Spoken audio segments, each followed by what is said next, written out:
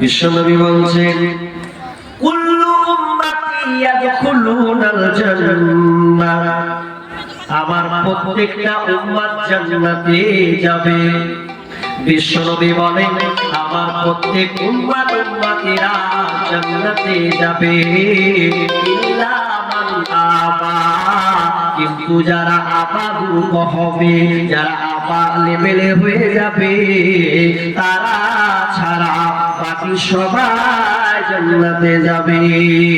যখন এই কথা বিশ্বনবী বললেন ইল্লা মান আবা, আবা গ্রুপে যারা যাবে তারা ছাড়া, সাহাবীদের মধ্যে ভয় যেন ঢুকে গেল।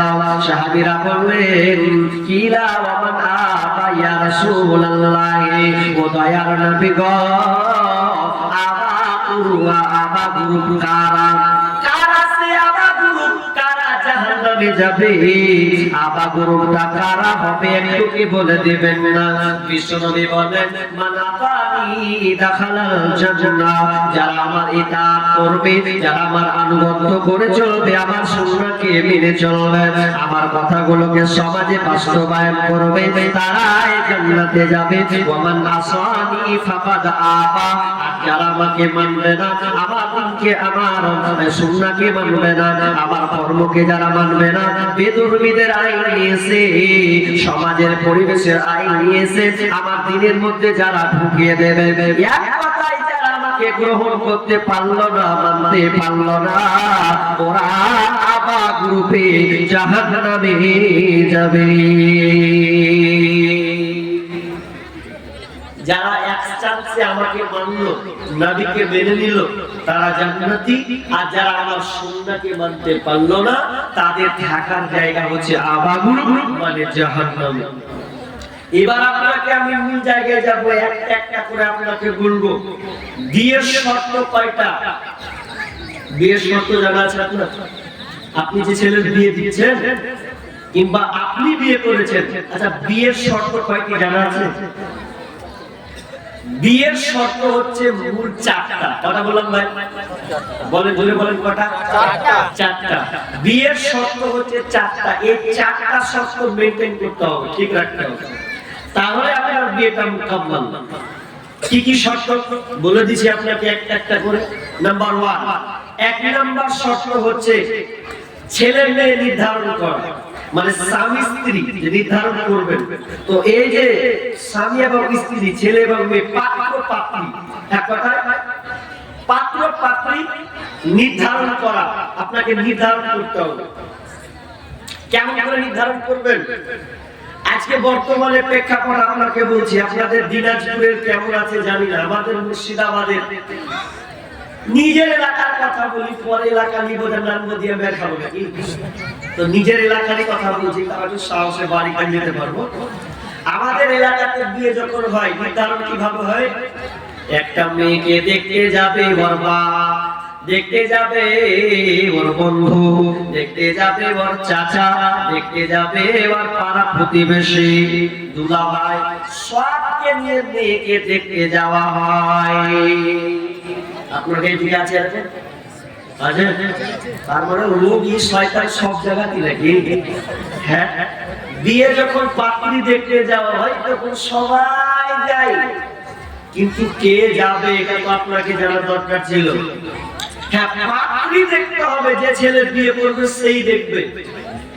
আল্লাহ রাসূল একজন সাহাবী বলতেন, ইয়া রাসূলুল্লাহ, আমি মেয়ে বিয়ে করব, আমার মেয়ে একটা ঠিক হয়েছে, আমি ওই মেয়েটাকে বিয়ে করবো, আনসারী মহিলা আমি। বিশ্বনবী বলছেন আনজারতা ইলাইহা, ওরে সাহাবী তুমি ওই মেয়েটাকে কি দেখেছো কিনা? ক্বালা লা, ক্বালা ফাযহাব ফানজুর ইলাইহা, ইয়া রাসূলুল্লাহ আমি ওই মেয়েটাকে দেখিনি। ফাযহাব ফানজুর ইলাইহা, যাও যাও মেয়েটাকে আগে দেখে নাও, মেয়েটা দেখতে কেমন আছে। আর তুমি বললে আনসারী মেয়েদেরকে আমি বিয়ে করবো, আমি এবার একদিন ঠিক করেছ, কিন্তু আনসারী মেয়েরা একটু টেরা, চোখটা একটু টেরা হয়, এই জন্য তুমি আগে মেয়েটাকে নিজের চোখে দেখো সাহাবী, তারপরে তুমি বিয়ে করো। তার মানে যে বিয়ে করবে যে ছেলেটা, ওই ছেলেটা যেন মেয়েটাকে দেখে নাই। দেখে নাই, কিন্তু আমাদের বর্তমানে ওই ছেলেটা কিন্তু যায় না, আগে কে যায়? ওকে বন্ধুকে পাঠায়, নাইলে ওর দুলা ভাইকে পাঠায়, ওর বাপকে যায়। শোনেন বাপ, আপনাকে বলছি, মেয়ে দেখতে গিয়ে, বৌমা দেখতে গিয়ে আপনি যেতে পারেন না, আপনার অধিকার নেই। আপনার এখনো বৌমা হয়নিও কেন? আচ্ছা বলেন তো, আমি ওই আরেকটা করবো, সেটিং করবো, আপনি পরে সেটিং করে দিছি। কি সেটিং? যে মেয়ে দেখতে গেলে বাপ দেখতে পাবে না। কেমন বলি সাহেব, ছেলের বিয়ে দিলে বাপ দেখবে না? আর বুঝি না, দেখতে পাবে না।